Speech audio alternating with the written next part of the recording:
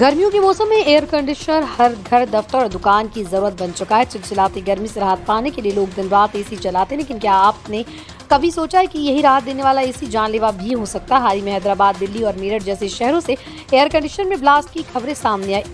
इन घटनाओं ने लोगों के मन में डर भर दिया कि कहीं उनके घर का एसी भी धमाका न कर दे। सवाल यह है कि क्या सच में एसी खुद ब खुद ब्लास्ट करता है या इसके पीछे हमारी कोई लापरवाही जिम्मेदार होती है? दरअसल विशेषज्ञों का मानना है कि अधिकांश मामलों में एसी ब्लास्ट की वजह इंसानी भूल या लापरवाही होती है। कुछ ऐसी सामान्य गलतियां जो अनजाने में हम कर बैठते हैं और जिनका नतीजा बेहद खतरनाक हो सकता है। सबसे पहले बात करते हैं इलेक्ट्रिकल दिक्कत की, जो एसी ब्लास्ट के पीछे की सबसे आम वजहों में से एक है। जब एयर कंडीशनर में इलेक्ट्रिकल खराबी आती है तो ये धीरे धीरे एक बड़े हादसे का रूप ले सकती है।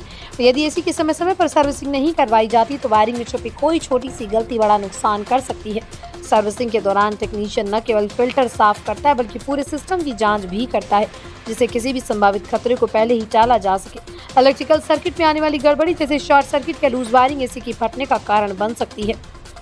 दूसरा बड़ा कारण है एसी का ओवरहीट होना। जब एसी को लगातार 15 घंटे से अधिक चलाया जाता है तो उसका कंप्रेसर जरूरत से ज़्यादा गर्म हो सकता है। ये ओवरहीटिंग कभी कभी आग का कारण बन जाती है, खासकर तब जब एसी की देखरेख ठीक से नहीं की गई हो।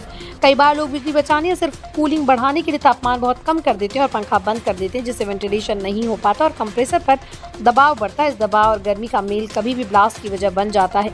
गैस लीकेज का एक और बड़ी वजह है जो अक्सर अनदेखी रह जाती है। एसी के कंप्रेसर में मौजूद रेफ्रिजरेंट गैस अगर लीक होने लगे और ओवरहीटिंग से के संपर्क में आ जाए तो ब्लास्ट की संभावना काफ़ी बढ़ जाती है। गैस में ज्वलनशीलता होती है और थोड़ी सी चिंगारी भी आग भड़का सकती है। इसलिए जब भी एसी की सर्विसिंग करवाई जाए तो टेक्नीशियन से गैस का स्तर और लीक की जांच अवश्य करवाएं। बहुत बार लोकल टेक्नीशियन गैस भरने के दौरान स्टैंडर्ड प्रक्रिया नहीं अपनाते, जिससे लीक होने की संभावना बढ़ जाती है। चौथा कारण है गलत वायरिंग। इंस्टॉलेशन के समय अगर वायरिंग सही तरीके से नहीं की गई या फिर इस्तेमाल की गई वायर क्वालिटी लोकल है तो ये भी एसी में ब्लास्ट का कारण बन सकती है। कभी कभी लोग थोड़े पैसों की बचत के चक्कर में लोकल या घटिया क्वालिटी की वायरिंग करवा लेते हैं, जो उच्च वोल्टेज को सहन नहीं कर पाती और गम होकर पिघलने लगती है। अंतिम और बेहद अहम कारण है ब्लॉकेज। जब एसी के इंडोर यूनिट में लगे फिल्टर में धूल मिट्टी जमा हो जाती है और हम उसे नियमित रूप से साफ नहीं करते तो इससे कूलिंग कम हो जाती है और कंप्रेसर पर अतिरिक्त दबाव पड़ने लगता है। यही वजह है ओवरहीटिंग और ब्लॉकेज मिलकर एक बड़ी दुर्घटना को जन्म दे सकते हैं। कई लोग गर्मी के पूरे सीजन में एसी के फिल्टर की सफाई नहीं करते, जिससे यूनिट का वेंटिलेशन रुक जाता है और सिस्टम गर्म हो जाता है। इस वजह से न सिर्फ कूलिंग क्षमता घटती है बल्कि ब्लास्ट का खतरा भी बढ़ जाता है। इसलिए अगर आप भी कभी एसी का इस्तेमाल कर रहे हैं तो इन बातों को गंभीरता से लेना जरूरी है। एसी एक सुविधाजनक उपकरण जरूर है, लेकिन उसके साथ थोड़ी सी लापरवाही आपकी और आपके परिवार की जान के लिए खतरा बन सकती है।